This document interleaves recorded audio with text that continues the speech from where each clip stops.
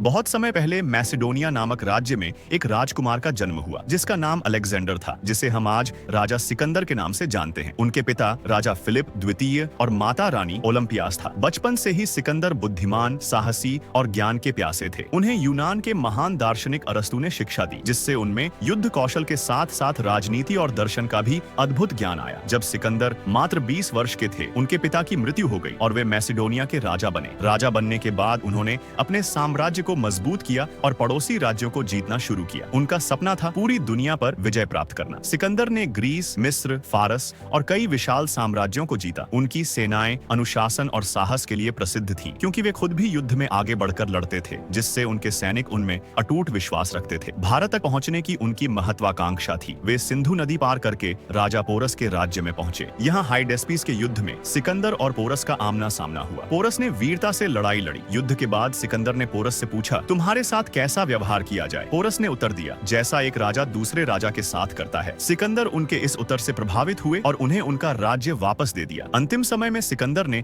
अपने जीवन और विजय की नश्वरता को समझा। उन्होंने बौद्ध धर्म के अहिंसा, करुणा और त्याग के सिद्धांतों की प्रशंसा की और माना कि सच्ची जीत तलवार से नहीं, बल्कि मन और आत्मा को जीतने से होती है। यही सोच उनके जीवन के अंतिम दिनों में उनके मन में गहरी छाप छोड़ गई। अंततः 32 वर्ष की कम आयु में ही उनकी मृत्यु हो गई।